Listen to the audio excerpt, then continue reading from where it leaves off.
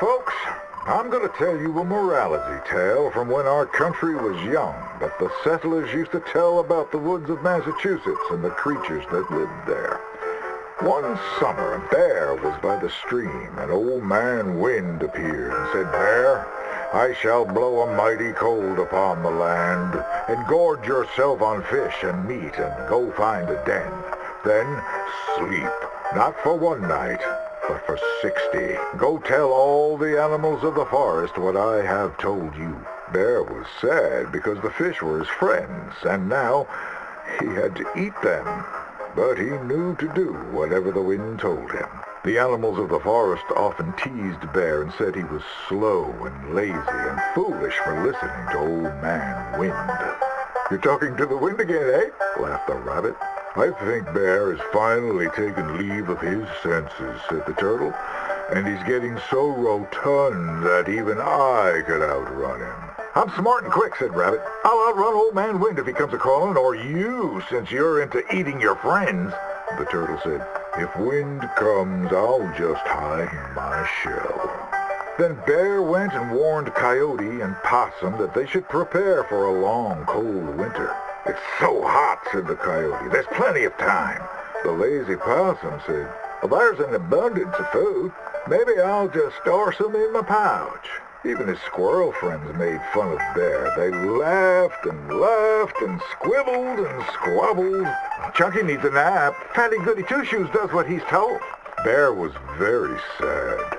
But he was a good bear, and he always did what Old Man Wind told him. He went and found a den, snuggled inside, and fell fast asleep.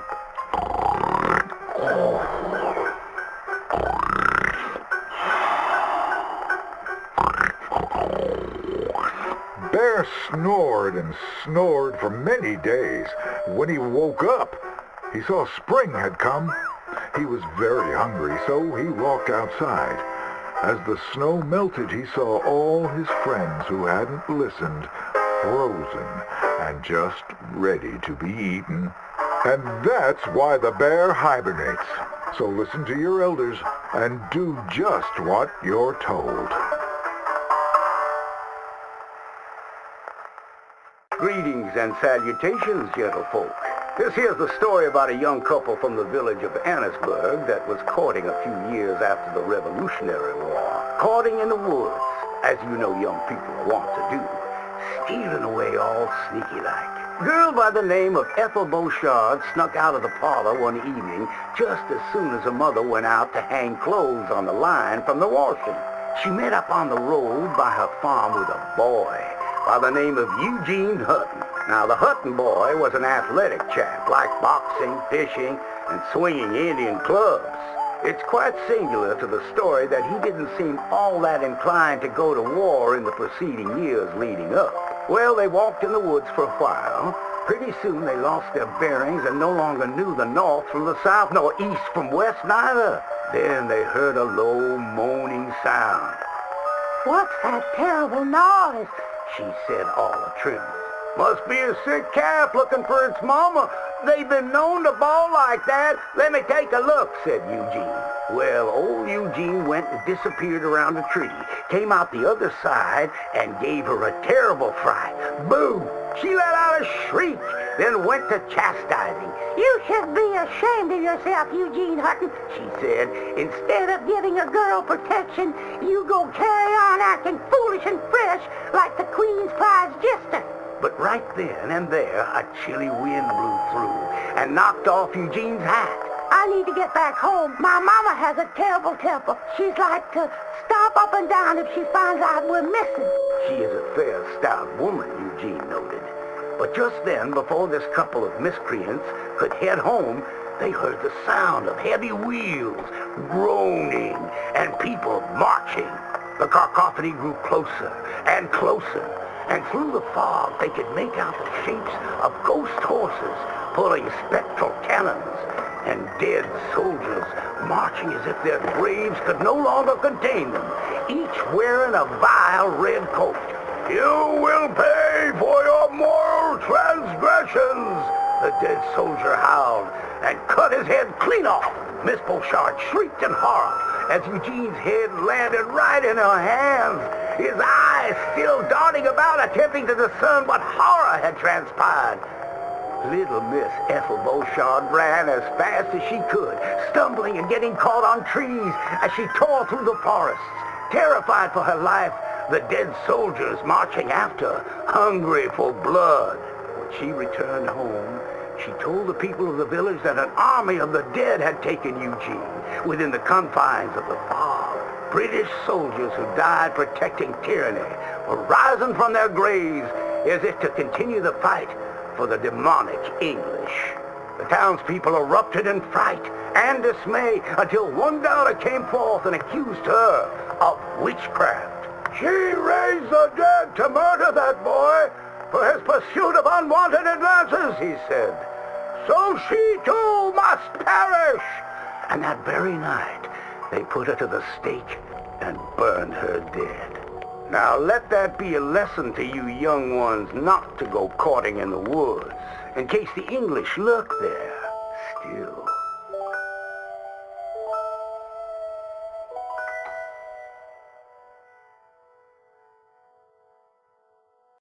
Welcome one and all. I'm going to take you on a journey around the world to parts unseen by most men. Why, I have traversed the great lands and oceans of the globe and bring you sights and scenes from places far away. Yes, a great deal of the world is populated by unwashed savages that don't have the decency to cover their reproductive organs. First, to jolly old England. You may wonder why, when you meet a British person, they have tiny red eyes, big ears, and long noses. We can now reveal the truth. Since the opening of the Underground Railroad system 30 years ago, the entire of London has moved beneath the earth. Just think of the joy children must feel being able to play unfettered by rain or refinery smoke. They are a dignified people, living among stalagmites in their dainty hats. And they have an underground king who worships an underground garden gnome. Have any of you been to New York City? It seems like the whole world is ending up on that tiny island. Now there's Lady Liberty, a marvelous statue, to welcome all the Irish people moving to our great country after all those potato problems. They are welcomed by tourists who toss potatoes out of the head of that lady.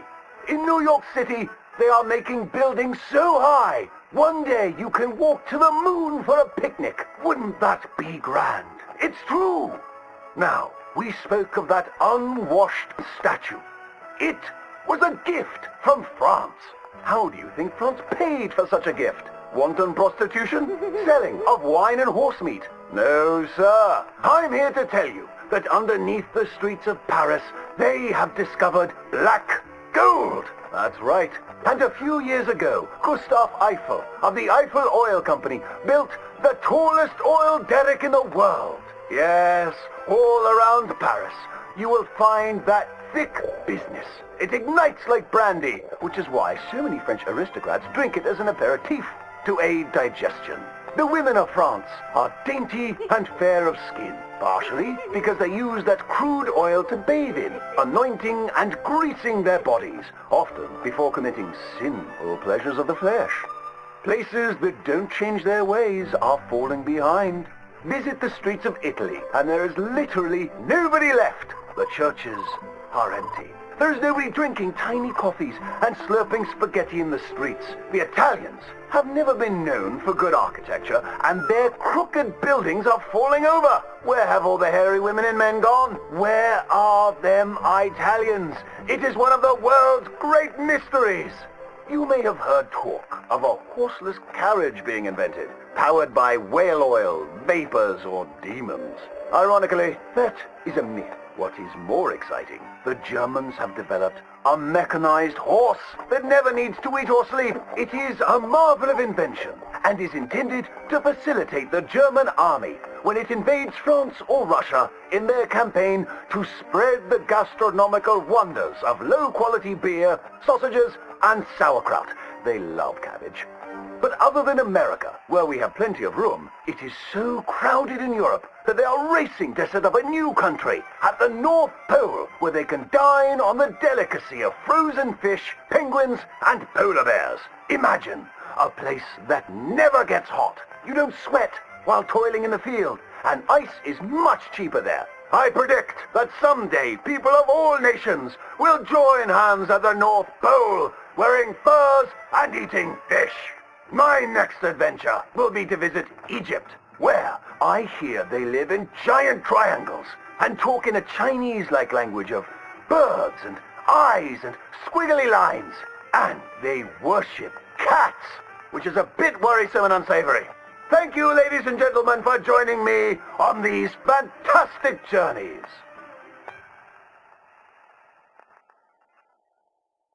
Ladies and gentlemen, I'm about to share with you one of the wonders of the age. In fact, one of the wonders of any age. Aerial navigation, or as we call it, man flight. Soaring through the heavens in flying machines, so that even gravity itself can be mastered. An amazing and bewildering spectacle, but I assure you everything I am about to share with you is true. Now, we are all familiar with the potential cruelties and injustices of travel by horse, wagon, or locomotive. You are like to be beset upon by the infinite savagery of wicked men or bloodthirsty beasts that lurk in the bogs and plains of these tormented lands. But what if I told you for a certainty that man will soon be traveling across the heavens with wings like a bird? I am sure you think I am full of untruth, but I have not drank a pint of liquor in over a year, and I will do my utmost to demonstrate the veracity of my claims. For 100 years, steamboats have engaged in passage along our great rivers. But a man by the name of Cecil H. Peck is in the process of inventing a steamboat for the sky. The only limitation on its speed, at which the porter can shovel on more coal. But parts of the country where coal is scarce, oars can be used in the skies to hasten your voyage and keep the passengers active while they travel. Near Pittsburgh, there lives a telegraph man named Aldous Kinnear, who each evening after supper retires to his barn and dons the wings of a giant creature and takes to the heavens. You will be delighted to know he has traveled considerable distances, as many as 45 miraculous feet. Unfortunately, on his record-breaking flight, he knocked over a lamp and was consumed by flames. His two boys, Percival and Charles, have promised to continue their dear pa's legacy of skyflight. A whole heap of men are fashioning contraptions to take us to the heavens.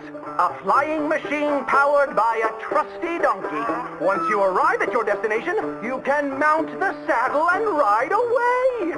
With this incredible contraption, one can enjoy some popcorn and have the best view in the house at the next flogging or lynching. Stagecoach robberies will soon be a relic of the past when we enlist our animal friends as couriers, well out of range of man's shooting irons. But the most remarkable thing I have to reveal to you comes from a northern man called Moss John Nichols. Imagine travel without ever getting into a saddle. No doubt you have heard accounts or seen in person the majesty of flight achieved by performers in the circus. Mr. Nichols has perfected the sky cannon. Passengers simply walk up the steps, relax into the barrel, and are transported with great flourish to the destination of their choice. The lame and infirmed who have been ravaged by scarlet fever or polio can once again call upon their loved ones. These newlyweds are all grown up, turned 17, said their wedding vows, and are off to visit New York City. And some very forward thinkers have told me that within 10 years, dear audience, any of us can take a holiday trip to the moon. I must disclose I'm quite partial to this mode of transport. Ships and horses are like to sour my stomach. The future is in the skies, my friends. Look to the heavens. We are going to join him up there by and by. Welcome one and all to the remarkable example of modern entertainment at its finest. Now most of you young'uns I'm sure know about our great national hero and pioneer, Josiah Blackwater. Him that gave the town of Blackwater its nomenclature. You see, only about 100 years ago, weren't nothing here but big old forest, ferocious beasts, surly savages, arid deserts, and unconquered mountains. The West, well, the whole West was untamed. Your mama probably told you bedtime stories about Josiah's many adventures, but I'm going to tell you a story you ain't likely to have heard about his possum hat. Now, Josiah Blackwater was born in the year of our Lord 1782 in a log cabin just west of Annesburg. He was a special boy. His pa gave him his first rifle when he was 3 years old. Boy, he took to it right away. He exclaimed, "There's a whole mess of critters out there in them woods that aim to eat us, so I'm going to consume them first." Yes, sir. He really took to killing all manner of things. He was such a keen shot. One morning, he was sorting up some winter turnips for the root cellar when a big old bear and her cubs came in the kitchen hunting for food. It had a mind to eat up all the jams and preserves. Josiah grabbed that bear and wrestled her to the ground and squeezed and squeezed and squeezed. He whooped the tar clean out of that big old critter. Then he tied her up and grabbed them cubs and ground them into sausages while the mama bear watched. That's fine eating. His ma and pa knew right then he was cut out to be the finest wild frontiersman that ever drew breath. But first, they wanted him to get some book learning. After only 3 days of attending school, Josiah beat the living daylights out of a class bully and announced to his daddy that he was tired of ciphering and mathematics on account it's only good for adding up the number of critters or Indians you can kill. So he ran away from home and headed west. Now these lands were occupied by savages then, and when Josiah Blackwater came scouting through, he recognized it to be a land of splendor, wasted on those that couldn't appreciate it on account of worshiping false idols. He got rid of all them pesky buffalo, and thereby ensured those infernal Injuns didn't have nothing to eat. Of course, that got them mightily riled up, so he had to slaughter all of them too. Just like his daddy had once done to the Redcoats in 1775. Right about that time, he met an Indian girl he took pity on account of having annihilated her family. She was 12 years old, and so he took her as his wife. She gave him 2 sons before she died of typhus. Now, y'all know that Josiah Blackwater wore a possum for a hat, but most don't know how that came to be. Well, one day, old Josiah was riding a couple of alligators down the Lanahatchee River, riding, standing up, and shooting eagles right out of the sky, when he sees a big old mountain lion about to eat a possum. Josiah grabbed that mountain lion by the tail and wrestled it till it was plumb dead. Well, that possum really took to Josiah, followed him around like a dog loyal to its master. Yes, they had a lot of adventures together. Now Josiah never cried a day in his life, but he pert near did on the day that possum passed, for they were mighty fine friends. So he skinned it and made it into a hat. Back in them days, a possum skin was as good as money, but he never parted with that hat, not even for $10. Once he founded the town of Blackwater, he sent word for settlers to come. It was the last stop in the west before San Francisco. He met a girl by the name of Rufina Helsby at a barn dance one night, took her as his wife, and settled down. Built himself a cattle empire and had 14 youngins. But Josiah Blackwater wasn't the home-loving kind, and he grew mighty restless. One day on the courthouse steps, he announced, "You may all go to hell, and I will go to Saint Denis." And so he did.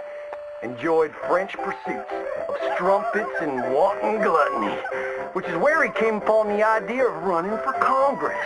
He wore that possum hat every day as a congressman, as a reminder of where he come from, saying, "I may live in barbaric splendor, but I always remember, keep your friends close and your gun closer, because you don't know when you might have to shoot them."